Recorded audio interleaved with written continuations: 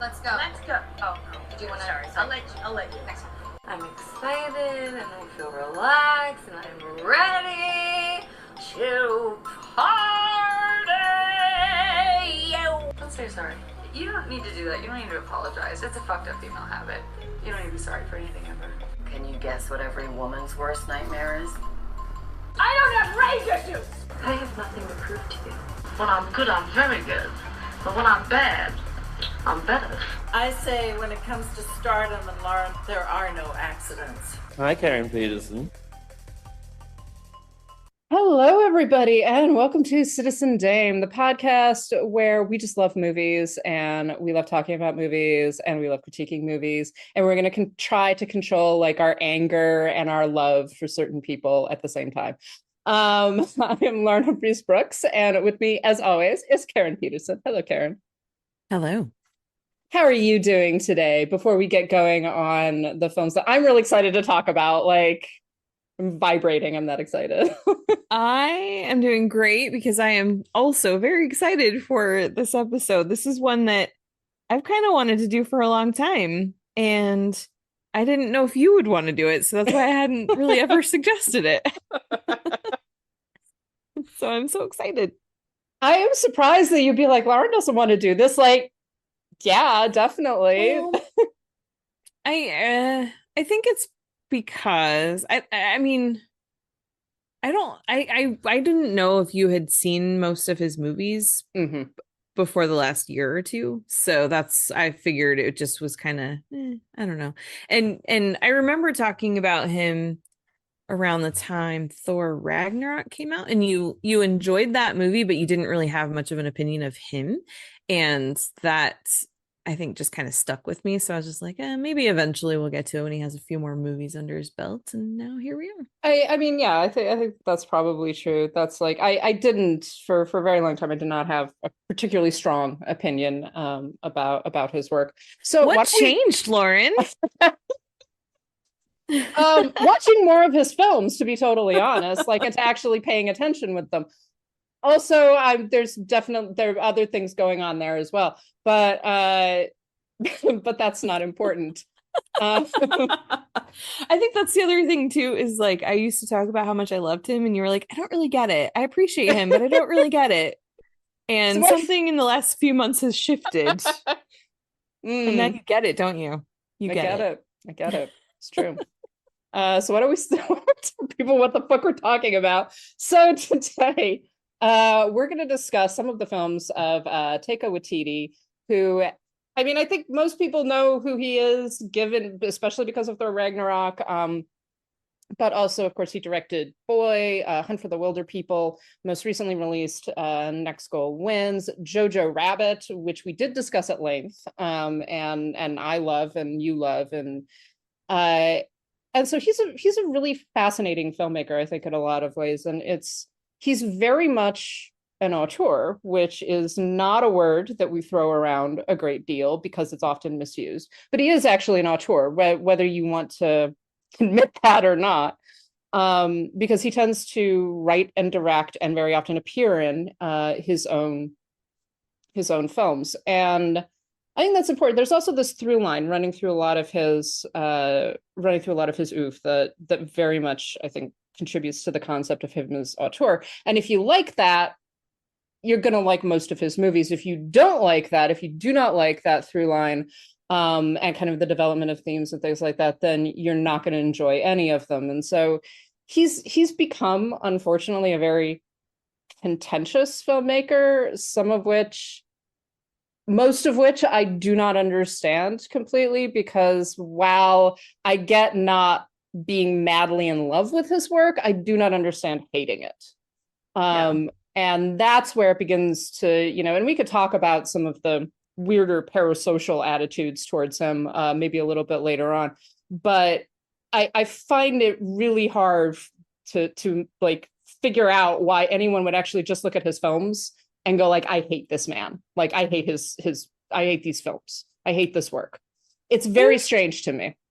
I find it very strange that anybody could see him in interviews, on, shows, anything where he's just being him, or on Instagram, anywhere where he's just being himself, and hate him, because he is one of those people that is just, he's so full of light and positivity.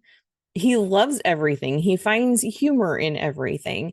And he's just like impossible to be in a bad mood around. He's just one of those people. And so when I see people say, "Oh, his movies are fine, but I just don't like him," I don't understand that at all. Like, what is there to hate about him? He's hot. He's delightful. Like, he's just such a happy person. I think that some of it, like, just in terms of, if you're talking about his public persona, right? He talks a lot, and a lot of people don't like that. He makes a lot of jokes, and a lot of people don't like that. And I think that there is actually, one of the things I was considering in rewatching some of these films was this whole idea about Kiwi humor and the sort of the dryness, but also this edge of just both happiness but also sarcasm. And I think that that's one of the things that comes through. So there's a little bit of a question, I think, sometimes, is when is he being serious and when isn't he? When is he actually being like, yes, I am the greatest filmmaker in the planet, and when is he actually being like, I know that I'm not, and I think that that's where people begin to get annoyed, maybe, or confused, or something like that. I think that, it's always a bad idea to go around projecting like things onto celebrities, because ultimately we do not know them. We're not friends with them, but I do think that there's a good bit of the kind of annoyance with him, the annoyance, not the hate, but the annoyance with him is kind of missing the joke a little bit.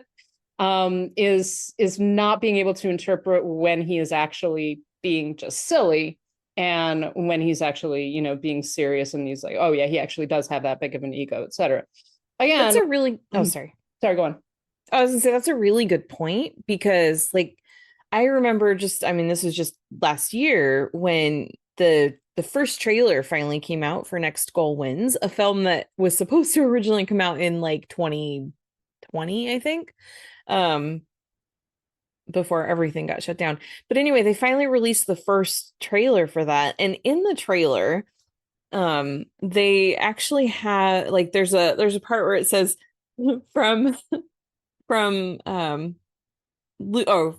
director Taika Waititi, loser of the Academy Award for Best Picture for Jojo Rabbit.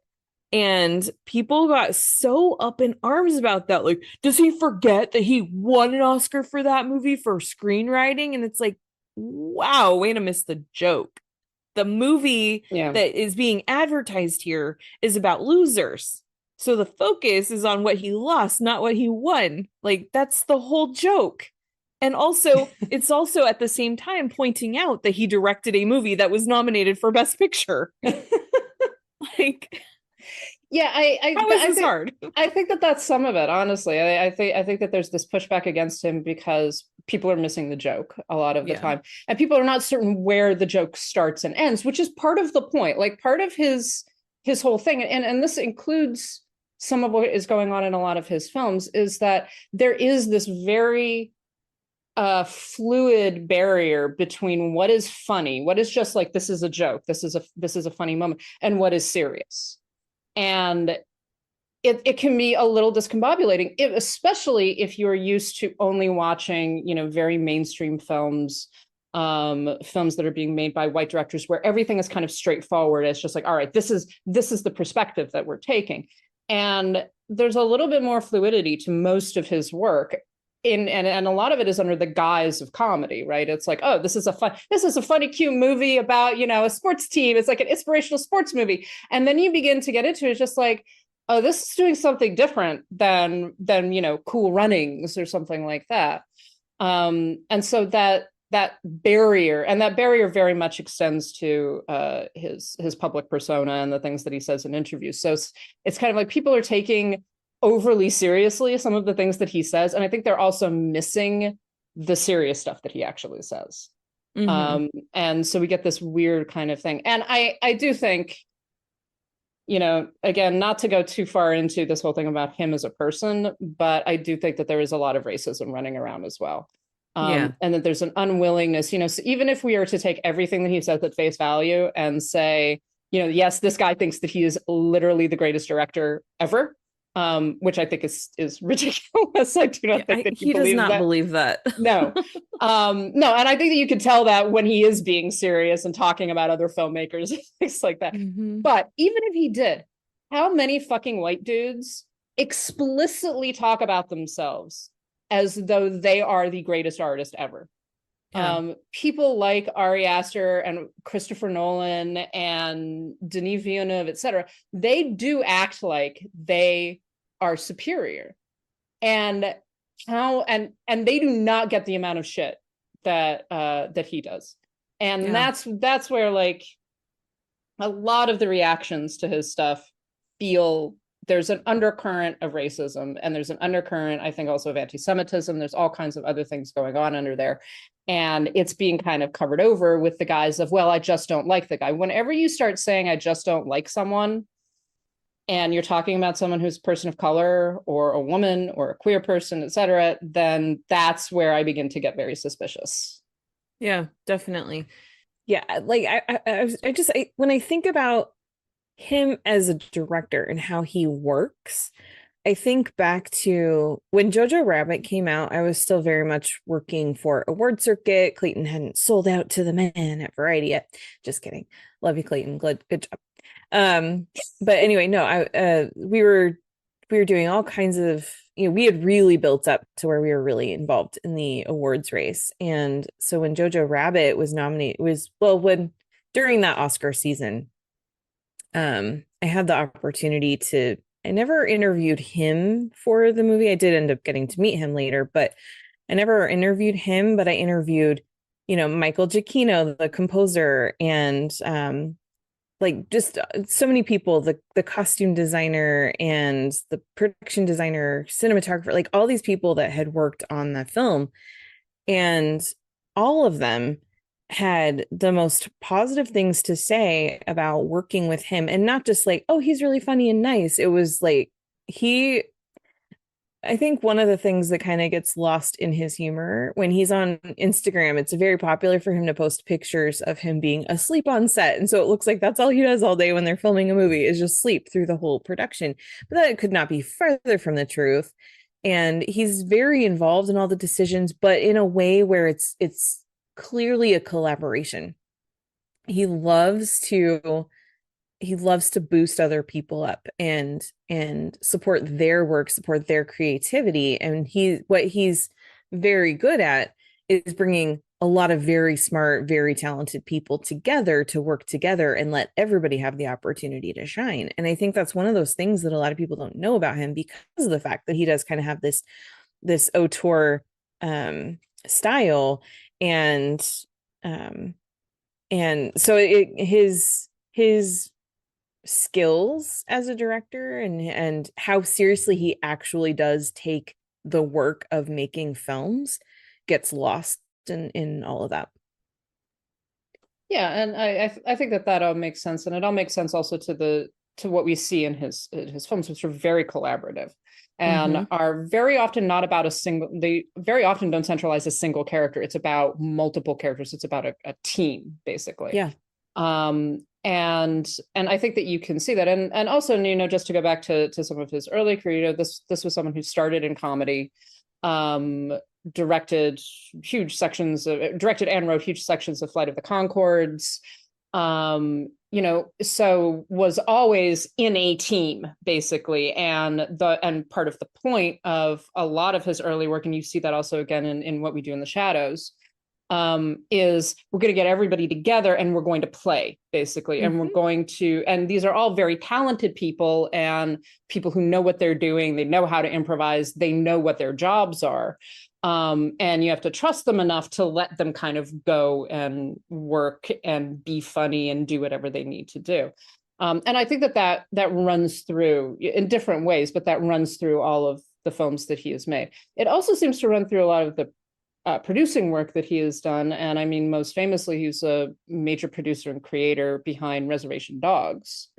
And according to, the way that production kind of fell out, he took a back seat, realizing that other people need to be telling their own stories. This is not my story. He has an experience as an Indigenous man, but he's not from Oklahoma. This is not his story. And so he stepped back and said, okay, now someone else needs to be telling this. And so he gave more space to Sterling Harjo to kind of bring all of that out and to actually tell the story that needed to be told. And that's really important from a producing perspective. It is also important from a directing perspective to be willing to let other people, to trust other people, and to let other people tell their stories.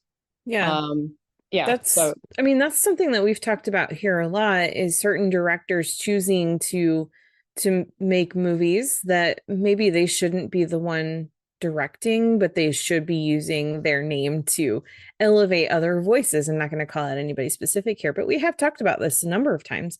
And Taika is one of the people who actually does that. He used his name and his success to help get Reservation Dogs, for example, to the air, to TV. But then once that was established, then he was able to step back and let other people actually run that and run with it.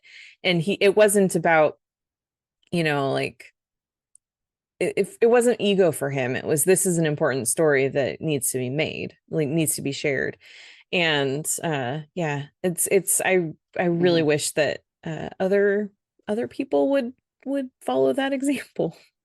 Well, and to go into to start talking about the films that we're actually going to talk about today, the whole one of the through lines that runs through it is that all of these films are based around Indigenous people. Yeah. And of course, this is his personal experience as well as a Maori man. But these are all also these are very much narratives about not just Maori people, but the Indigenous experience kind of in a broad sense, and they're also very, very personal. So the three films that we're going to talk about are Boy from 2010, which I believe is his second feature film. Yes. Hunt for the Wilderpeople from 2016, and then finally Next Goal Wins from 2023. And all of these are available on streaming. Boy is on Canopy and Hoopla. Hunt for the Wilderpeople is on Netflix, Tubi, and a couple of other places, and Next Goal Wins is now on Hulu. So all of these can be watched, as well as a number of his other films. We're not going to talk about Thor, etc., although it would be kind of funny. We love Thor, but yeah. We love Thor, but I think that these are very good examples of the kind of work that he does. Yeah. So let's talk about Boy. Let's do. What are your thoughts on Boy, Karen? Because I saw this fairly recently for the first time, and it just fucking floored me.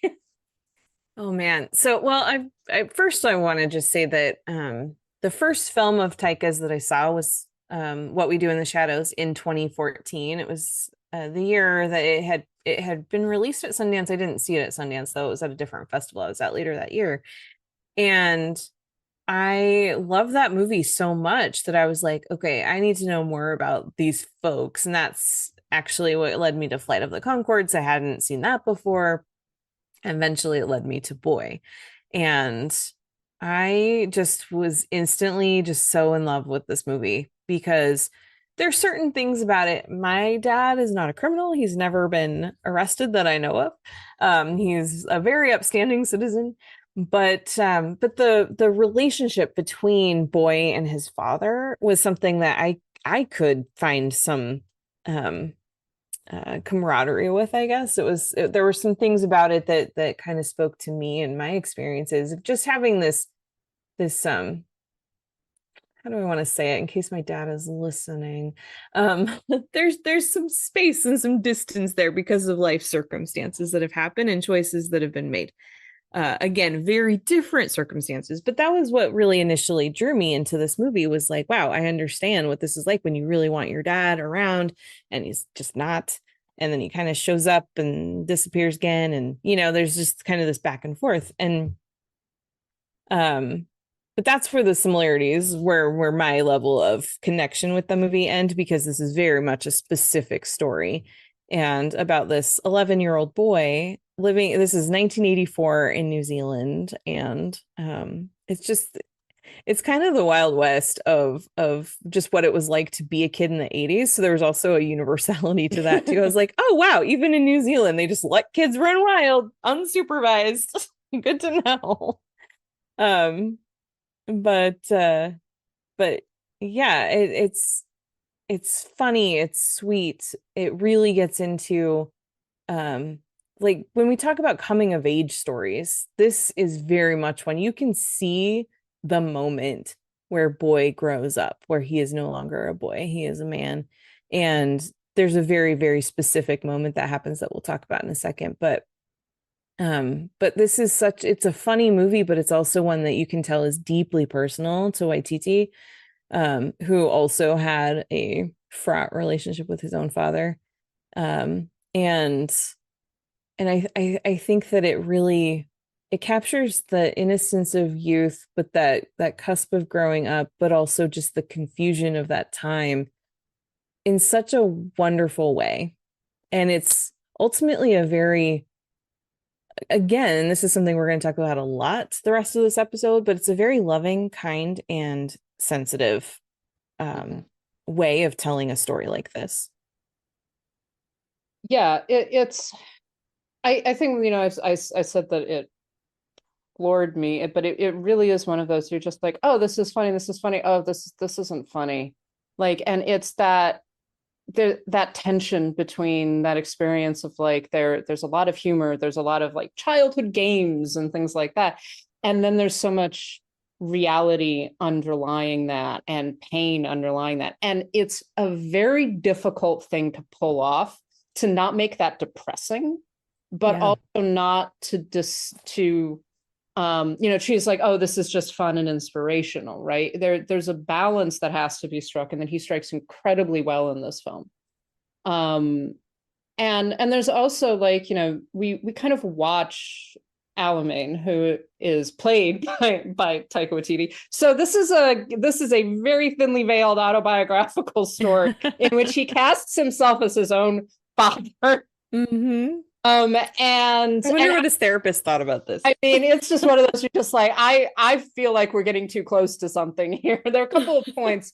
And if you want to get really fucking weird about it, there is a audio commentary in which he continues to perform as Alamein and comments on the action as it happens. And there's a particular sequence where he literally goes like, oh, this is getting too dark. Oh, I thought this was supposed to be a comedy. I thought it was, oh, I don't want to watch this. And he starts singing over this scene that is this intense, emotional scene between this father and son. And he starts like reciting things and say just like, oh, we're going to look away from this. Like, and then at the same time, and then at a certain point, he's just like, of course, we also have to talk about the 200 years of generational trauma. And I'm like, oh my God, this is how my father treated me, and that's how his father treated him, and all of it. It's a really, really interesting thing to kind of listen to, and difficult as well. But I think side note on that, I just have to say, anybody who has not had the pleasure, any one of his movies, just listen to the director's commentary and thank us later, because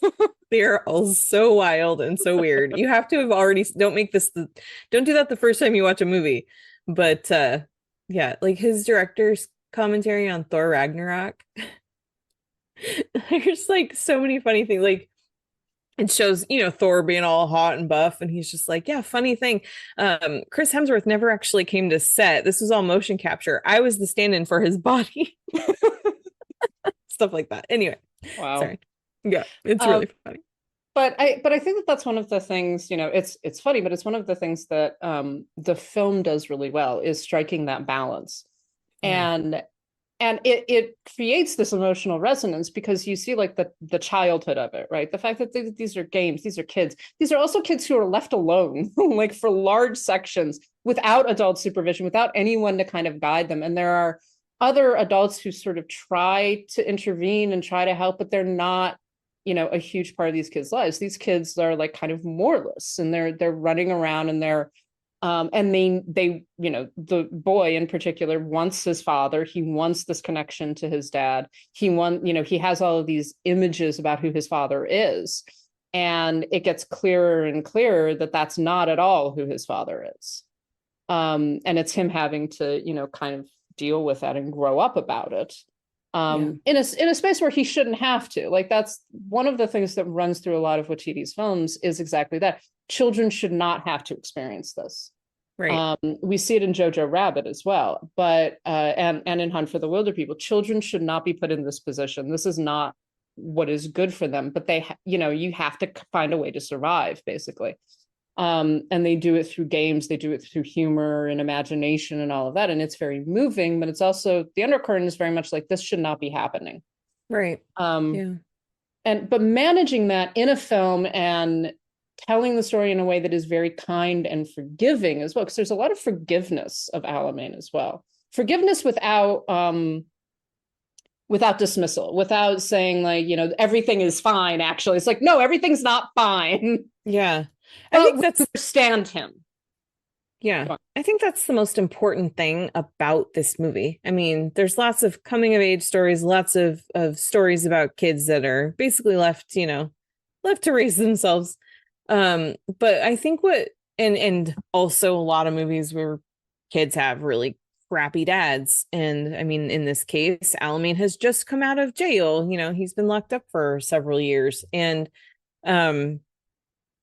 so there's so many ways that a story like that could have just fallen into cliche and could have just been very like, okay, yeah, dad sucks. You know, we're just going to hope that things are better this time until he inevitably just takes off and leaves us again. Right.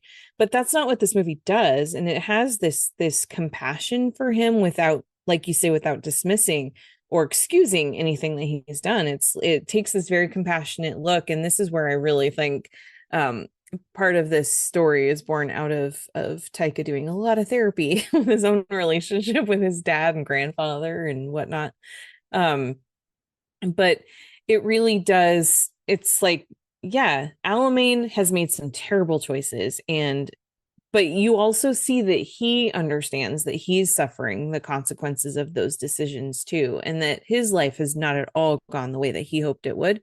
He's always kind of still looking for that way out and that next thing that can finally get him out of away from the choices that he's made. But I think he always kind of knows that that's not going to happen for him either. He really is stuck.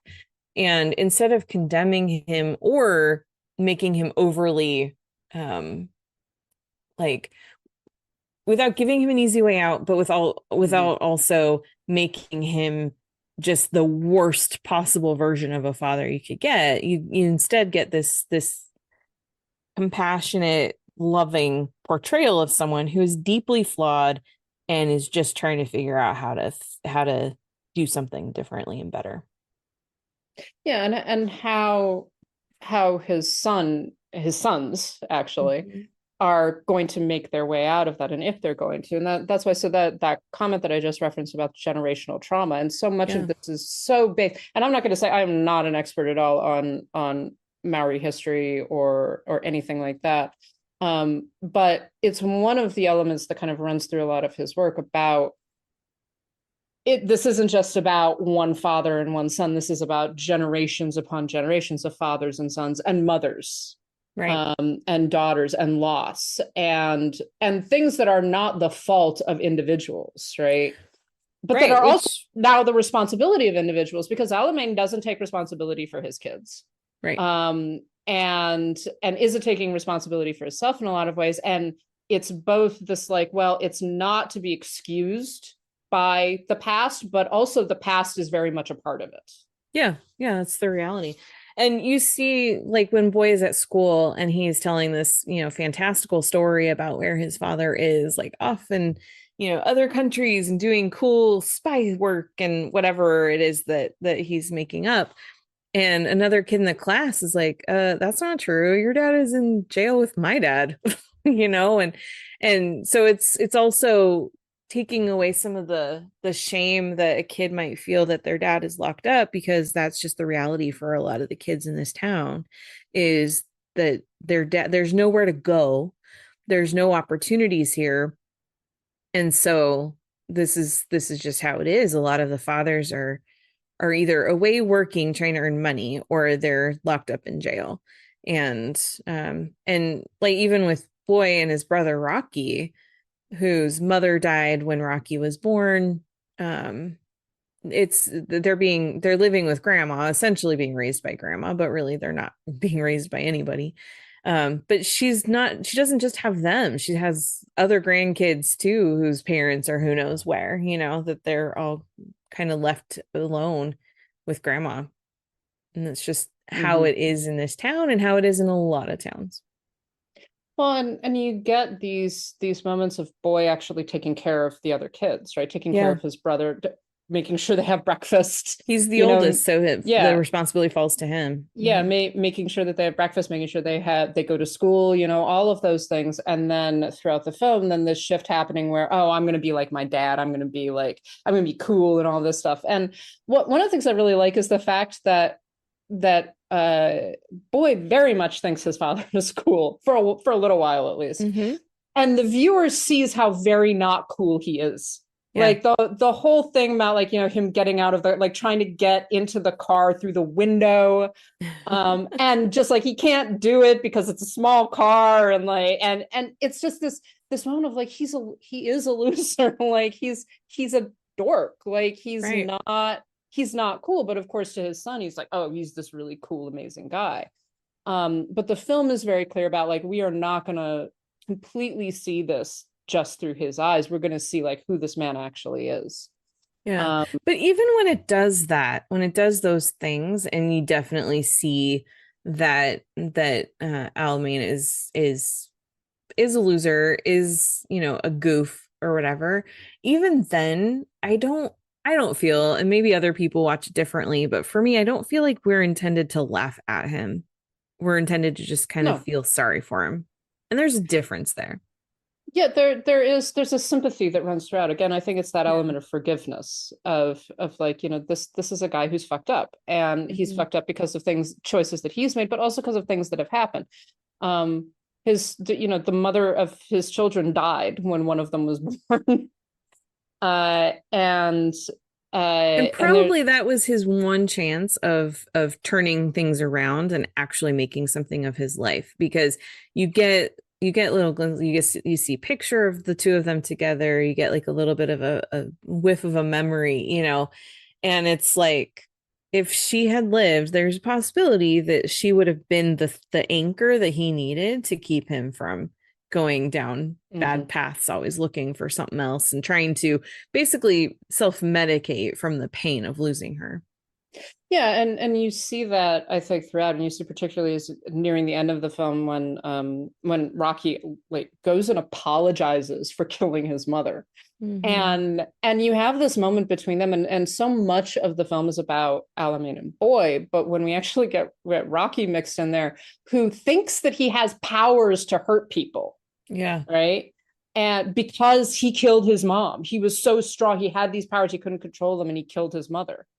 And there's this moment of the Alamein and him connecting, and I think and definitely I think one of the things that we see is Alamein realizing, my child thinks he murdered his own mother, and that what happened is his fault. And it's really moving, and that entire sequence is very difficult to watch, but also very, very well done. Because it is where kind of everything breaks, and there's a little bit more honesty happening between the father and his sons. Well, that's another area where we see, a cliched version of that would have a father resenting his child for what happened when that child was born. We've seen that over and over again in movies, and instead he doesn't go there. This is something much deeper and much more meaningful. Yeah, absolutely. And I really like the fact that the film does end on the haka to Michael Jackson's Thriller. Yes. Or the Thriller. So it's actually I can't remember the name of the song. It's a Maori pop song. But just the combination of those images, and there is this kind of burst of joy and fun and humor and all kinds of things that happens at the end of a film that's in a lot of ways very difficult to watch in places. Yeah. But it does hammer home that element of like, we can survive and we can have a lot of fun doing it, maybe. Yeah, we don't have to be bogged down in grief and pain. We can still find things to be hopeful and cheerful about. Yeah. So I mean it's a fantastic film. And I think it provides a very good through line to Hunt for the Wilderpeople. Yes. Which is about 6 years later, so it's 2016, and is a similar story in a lot of ways in terms of like a father and son, sort of father and son dynamic, uncle and nephew, uncle and child dynamic. Don't call me uncle. Sorry. Well, and that catalyst of the loss of the mother figure, that kind of, that is holding the three of them together. And I do like the fact that in this one we get a lot more of Bella and who she is. So the story basically follows a boy, Ricky Baker, who has been moving through the foster care system, has been moved around to multiple foster homes, and finally gets sent to Bella and her husband Hector. Hector's played by Sam Neill, and Bella's played by Rima T. Wiata. And Ricky begins to actually, who's had a lot of difficulties, actually begins to connect with Bella and to have fun, etc. And then Bella dies, and it becomes clear that Ricky is going to be sent back into foster care because there has to be a woman around. In order, so Hector cannot continue to take care of him. So Ricky decides, I'm not doing this shit, I'm leaving. He runs away into the bush and is followed by Hector, who is trying to bring him back. And then things happen from there. This one is, first of all, deeply, deeply funny. It's funnier in a lot of ways than Boy. Oh, very much so, yeah. Much heavier on the comedy, but has similar elements, and that through line of trauma and particularly father-son relationships. And it's just such a funny film, and so poignant, and so and a little bit bigger in a lot of ways, because there's car chases and the cops are after them, and there's all kinds of weird people that they meet on their journey through the wilderness.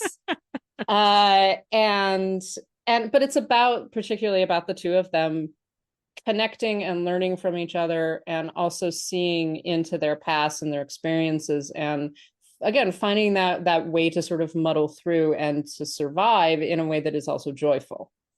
And so rewatching it, it's been a while since I've seen this film. I was sending you messages while I was watching it where I was just like, why do people not like this man to work? I'm gonna burst into tears. All of this stuff.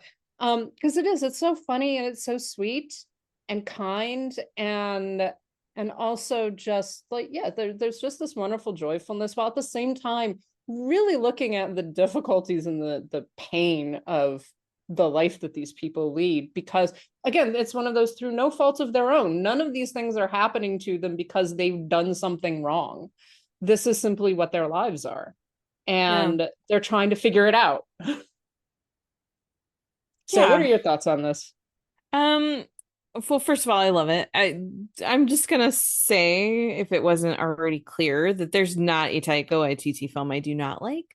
I feel like that's probably important information, but this one I think is one of his best films that he has made, and for a lot of reasons, story-wise, but also just there's you can see this confidence. You can definitely see what he does with a slightly bigger budget now, 6 years later. So you see his growth as a filmmaker, but also yeah, the story is funnier. It's there's so many things about it that I really like. One of the, I think, most important things for me, at least when it comes to the story, is that you have two people who don't think they need each other, who just kind of end up sticking together for for pragmatic purposes. Ricky really can't survive in the woods on his own, and heck, doesn't want to get arrested, so he can't go back to civilization.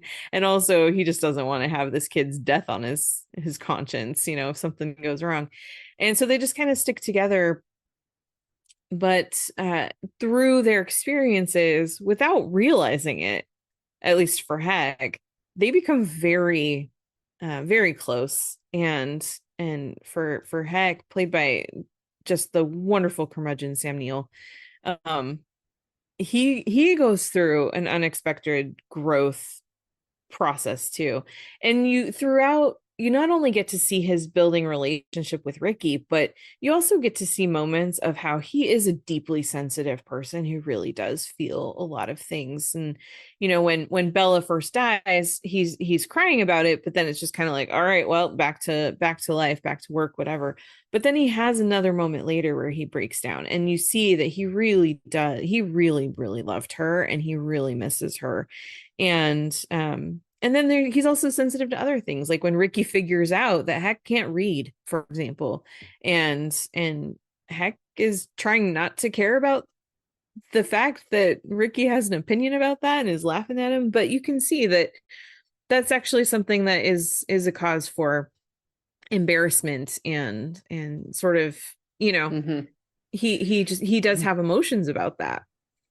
And I think that's what you get throughout this movie, is just people that have struggled through life, have had a lot of experiences, and getting to see people who normally, again, with the kind of breaking down the cliches a little bit, which I think is really one of the hallmarks of Waititi's filmography.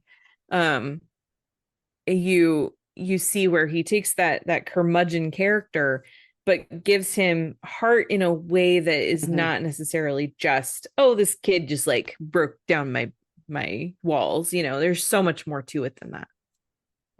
Yeah, there's a depth to the characters, and particularly Heck and Ricky. Yeah. And Bella. And one of the things I really like in like the introduction of Bella is that we're introduced her. She's wearing like a little cat sweater or something. She's very much like this cute, like, oh God, she's this cute woman who just is completely out of her depth, is about to take on this, whatever he is, 13, 14-year-old 13, boy, yeah. who is like, and I love the description of his crimes. Like, he's kicking stuff and graffitiing, and it's just like, he's like a teenage boy that an unsupervised teenager, yeah, that's been in the foster care system his entire life. What a criminal. Like, but you meet Bella, and she's like, oh, she's kind of cute, and she's out of her depth. And then almost immediately we get like, oh no, she is tough as nails. She is fucking competent. She is very smart, like all of this stuff. And we get the depth to these characters. That they are very much not what you see on the surface to begin with. And it's an unexpected depth in some ways, because I think we are used to kind of being like, oh, this is another stereotypical story. Yeah. And like they say, with lesser filmmakers, under different circumstances, we would get like, oh, this is a feel-good narrative about growing up, et cetera, et cetera. And it's like, but that's not what it actually becomes. And you get that with a lot of the secondary characters as well. You get those little glimpses into their pass, into who they are as people, and you get this sense of these people actually being people, right? Real human beings. One of the other things I thought of as you were talking is how much of this is also about masculinity and maleness, and how men are supposed to behave, and how boys learn to be men, etc. And how, again, a lot of it is very much about being okay with being emotional and having feelings, and acknowledging the fact that men do have feelings. Yeah. And that those not just feelings of anger, but also pain and hurt, and they're taught to conceal them and to pretend, or to cover them with humor, to cover them with toughness, etc. And then when they get into a position where you can actually be like, it's okay to feel those things, you actually get like this wonderful growth and meaning behind it. And it's very, again, it's that very life-affirming element to a lot of Waititi's work. Like, we don't have to be like this, basically. Yeah. It's really wonderful. I do have to give a quick shout out to the fact that he cast Rhys Darby as a conspiracy theorist living alone in the middle of the woods. He took his friend who's into like cryptids and hunting for Bigfoot, and was like, we're gonna put you in a tin hat. Oh my gosh, I I love Psycho Sam so much. He's so funny. I love like when they realize the cops are there and he's freaking out like, "Oh no, we have to get away. Let's go down into my secret bunker. Oh wait, I haven't built it yet." We'll play dead. Oh, it's so great. Can we also very talk funny. for a minute about Rachel House and Oscar Kitely? Yes, As- we can. They're wonderful. Like I didn't realize because I just didn't track when I was like, oh, Mary Reed, and then she's worked with him a lot. Like, Yeah, she hasn't been in all of his movies, but she's No. definitely been in all three of the ones that we're talking about today. Mhm. Yeah, she plays Paula, who is the children and family services worker who's trying to bring Ricky back, and she's sort of the social worker that's in charge of him, and he's been the bane of her existence for a while. And so she gets to be this sort of the sort of stereotypical villain. And there's but Rachel, specifically Rachel House, brings so much humor to that part that it doesn't just feel like okay, here we go, here's the bad guy that's just like wants to bring this kid down. Like she reveals sort of the ridiculousness of what this what is happening here, because this situation is silly. Ricky has someone who's willing to keep, heck, doesn't necessarily want to keep the kid around, but by the time they've been in the woods for months, he's very willing to keep Ricky, but the system just won't allow that. And Paula is sort of the representation of this system that just really doesn't actually work to help these kids in the foster system. And then you have Oscar Kitely as the cop that's accompanying her, who has to keep reminding her that she's actually not a cop. And he has a very different way of doing things, and he's so much more laid back, and he's like, yeah, we need to get this kid, but also like, this is a good time, I'm having fun. I love there's a whole exchange where she's like, I'm the Terminator. And it's like, no, I'm the Terminator. It's like, no, you're Sarah Connor before she got buff. Before she did all those pull-ups. Yes. It's like they're having this argument across like this big divide about which one of them is the Terminator and which one of them is Sarah Connor. It's just very funny. It is, yeah. Yeah, like the whole like no child left behind, like that continuous he'll thing. know what that means. It's very funny, and again, someone who is just very, I mean, at that point she is just very good at the comedy. Yeah, I love her. So Rachel House and Oscar Kitely are also in Next Goal Wins. They sure are. And they are wonderful. And I like, talking about stereotypes and like, this whole like inspirational movie stuff, just like, I fucking loved this movie. Like I watched it for the first time last night. I've already ordered the Blu-ray because I want it in my collection. It is just, it's marvelous. So, and I am upset with how this film got panned because it did not deserve it at all. So this is about a Dutch-American football coach, Thomas Rongen, played by Michael Fassbender, who has to take on the American Samoa national team.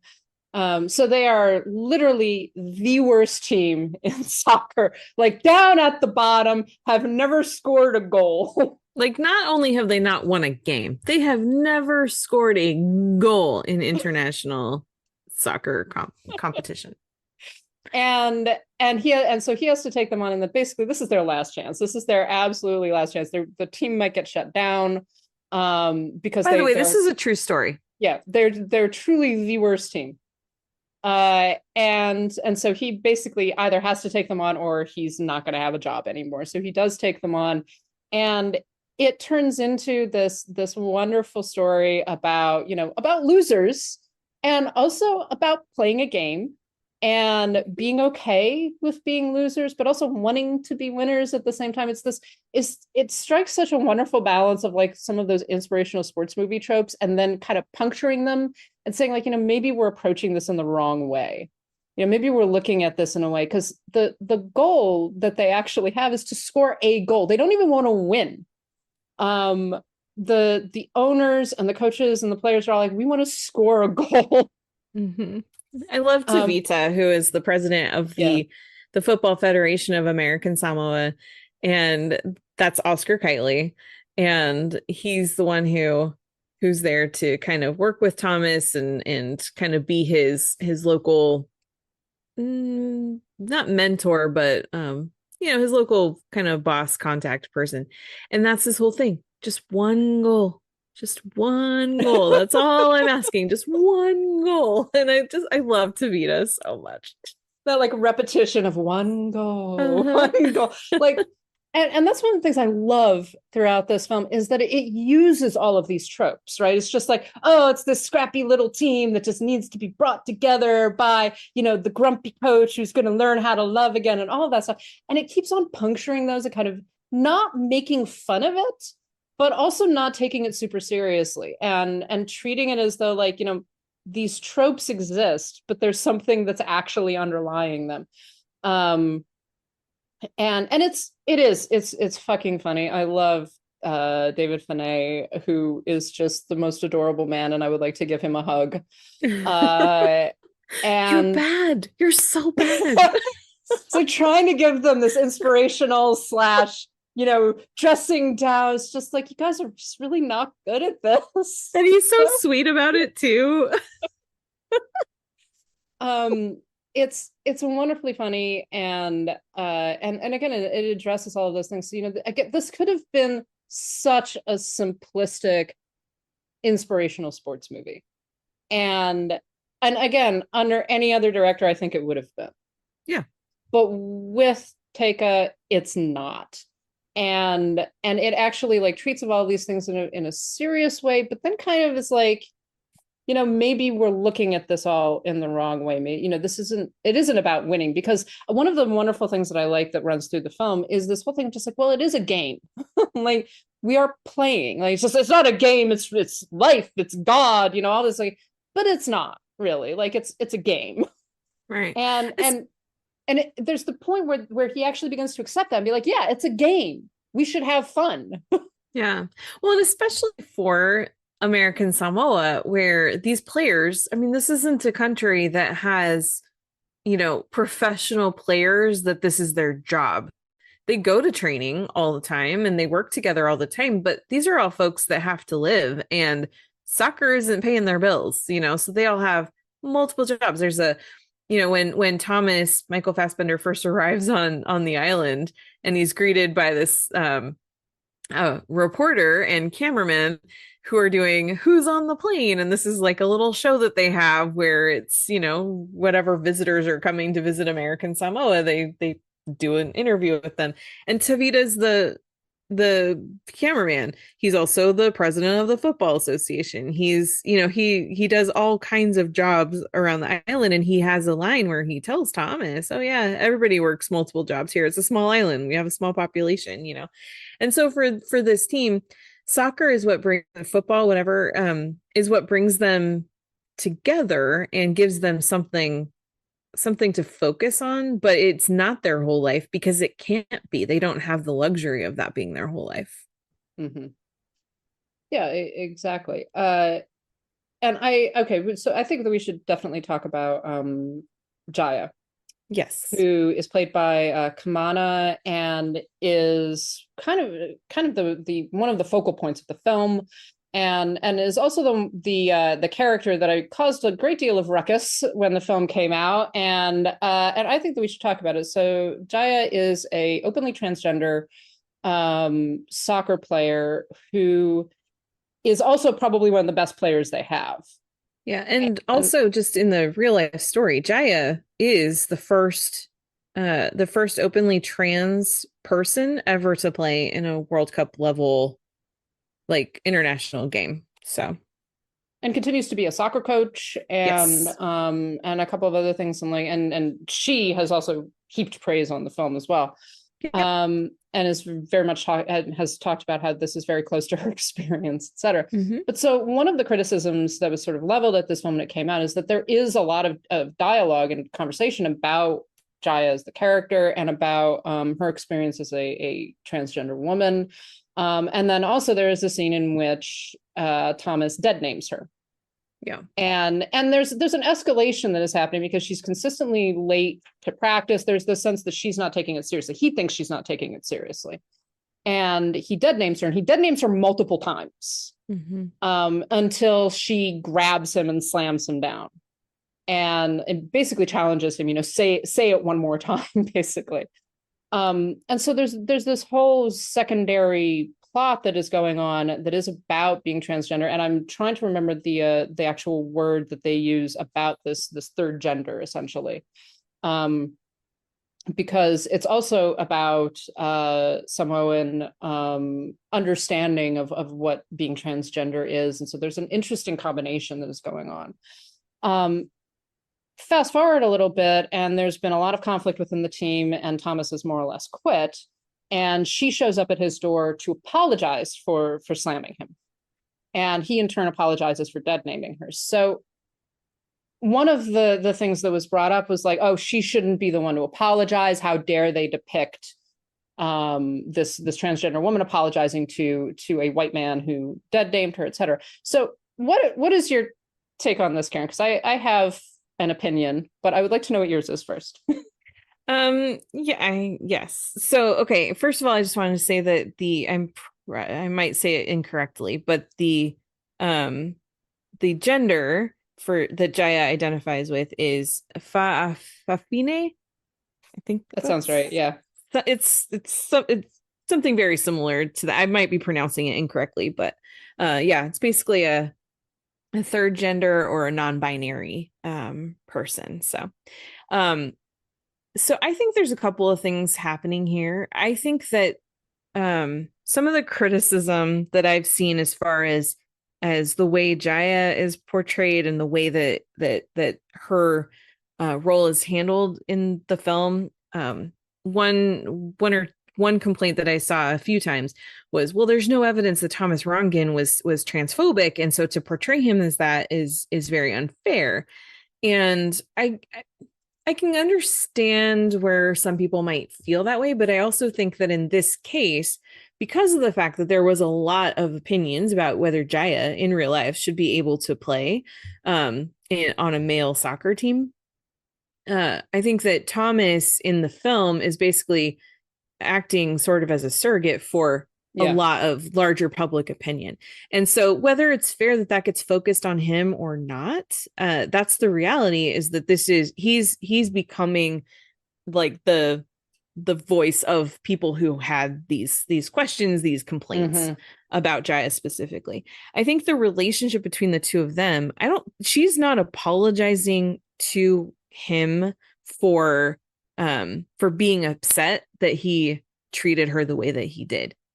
What he did was in dead naming her, he was very disrespectful to her. And so for Jaya, when she apologizes, she's apologizing for the violence and for the inability in that moment to control her own emotions, which, whether you think that's something she needs to apologize for or not, is a different conversation.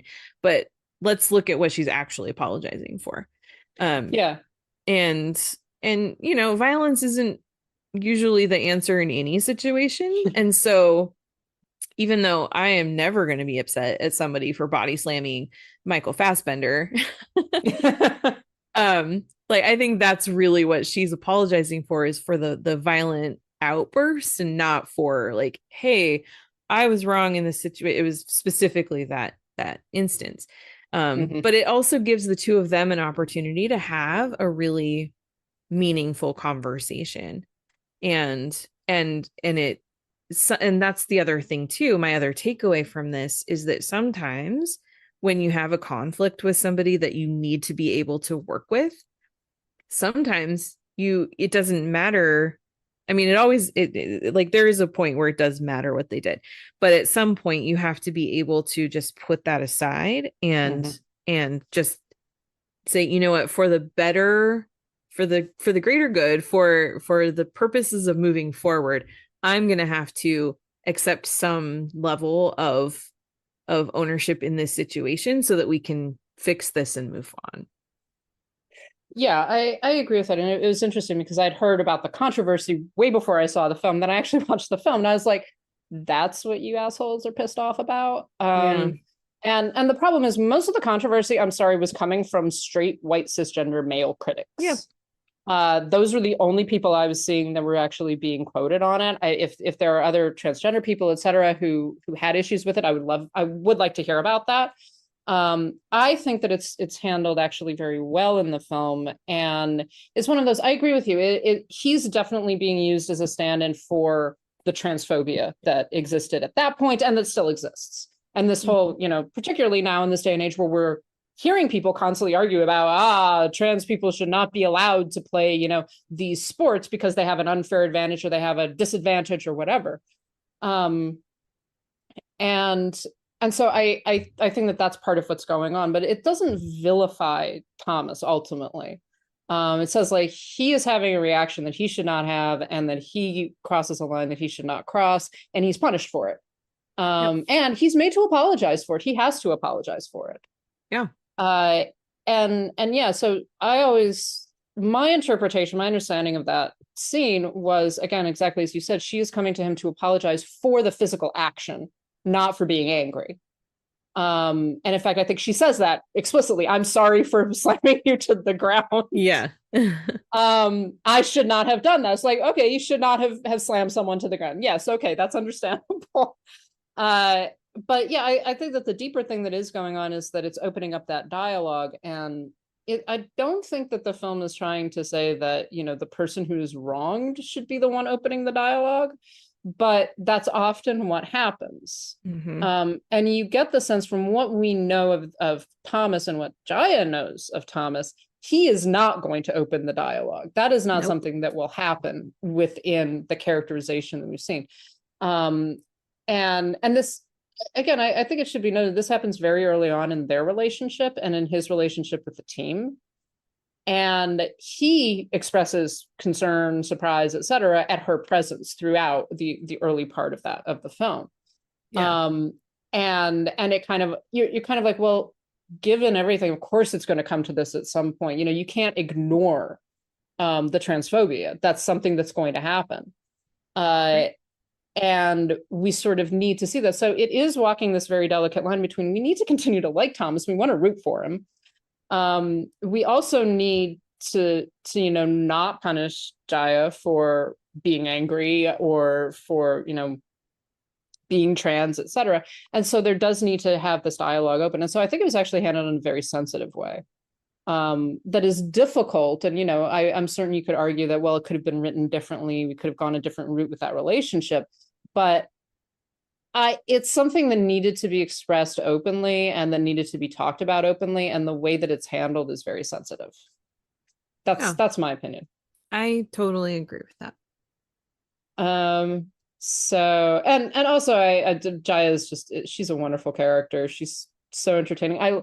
I like the part where, it comes out that she stopped taking her hormones so that she can be better on the team. And I'm sitting there going like, oh, no, don't stop taking your hormones. No wonder you're having a breakdown. Like, right. Oh my God, you poor woman. But I like the fact that just like, okay, you have to lead them because I can't lead them. Right. And it's this wonderful thing. And it brings, I think it brings another layer to the story and it's part of the real story as well. It's not something, this is not a trans character who's just been kind of shoved into this narrative for points or anything like that. Right. So yeah, I thought it was very, very well done. I agree. So any other thoughts on Next Goal Wins? I would really like to talk about the ending. And I'm sorry for anybody who hasn't watched this yet and you think that real life spoiler or real life history is a spoiler. go ahead and forward. But I want to talk about the ending because I love the way that the ending is constructed. So yes, I like this too. Yeah, so you go into they're getting pummeled. They're playing Tonga. American Samoa is playing Tonga, and you've got Rhys Darby is back in town, and Elizabeth Moss as Thomas's estranged wife, and who is dating Will Arnett, which is, by the way, the character that Armie Hammer was supposed to play before he got recast. Yeah, they recast Will Arnett into that role. But I like, by the way, I like that half of the cast of Our Flag Means Death is in this movie. Yes. It's just like, that's Will Arnett. What's he doing here? Okay. Yes. And anyway, so they're in town to shut down the American Samoa program. Like, they're not going to be part of the International Soccer Federation anymore. And that's why they're here. And so it comes up to this game. They're playing Tonga. The first half is going terribly. They go into the locker room for the halftime, and that goes badly, and then it goes better. And basically the just this message, the conversation that Thomas has with Tavita about, like, just this, we're supposed to be here having a good time. I'm having a good time. You're not happy. You should be happy. Like, this is a game you love. You should be happy. And just that conversation, that moment is so beautiful. So then Thomas goes back in and is like, you know what? Just play your game. Just enjoy it. Not like, what's going to change? They came to shut down the program. If you don't win, like, nothing changes, that's just going to happen. And so then what I love then is Tavita having an episode of some kind. He collapses, and I don't love that part, but then he's off. So then we end up getting the story of what happened in the second half of the game from his son, who played in the game, going and telling mom and dad about it. Yeah. And it's so funny because it's that kind of, he's trying to tell the story, his dad keeps interrupting him with questions and commentary, and reactions. And then when it gets to the big final moment where American Samoa is about to, they're on the cusp of losing or going into a tie because they're ahead, as they finally accomplish their goal of scoring a goal. And I love the way that then it's cut with glimpses of, like, the future and showing how people will eventually tell this story, including Rhys Darby with a group of people, Nikki Salapu, who's the goalkeeper, and like reading this story about his great moment, and I just think that's such a fun way to do this, because normally, in Hoosiers, in Any Given Sunday, like all these movies that are kind of referenced throughout Next Goal Wins, and they're definitely inspired.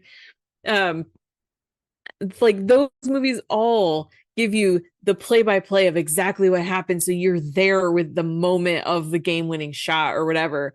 And in this case, it's all being told to us by other people who are there experiencing it, who are reliving that moment for many, many years to come. And I think that's such a great way to do it. And it's funny, but it's also just like really shows you how important this is, that this is something they're going to hang on to for the rest of their lives.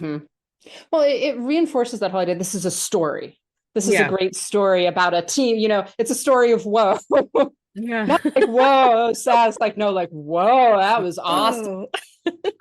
Which is, again, the framing narrative is Taika himself playing a priest. I think there's probably something to be said about the number of times he casts himself as a religious figure, which I don't know. It's true. Slightly based religious figure. But yeah, it's that, like, this is a story. This is, this is a, and throughout there is all this trying to frame the stories where Thomas is just like, you're gonna go fight Tonga, who in 1825, like, he's trying to find this way of crafting this narrative that's a war. And it's just like, stole your tuna. It's like they what? They stole our tuna? Like, but it's all of those, again, like you said, those inspirational sports movie tropes that are kind of being punctured, but then are like, but no, but we're actually going to make this exciting, and this is what actually happened, all of that. It's so, I agree with you, it's so well done, and I like the fact that it is framed as this story.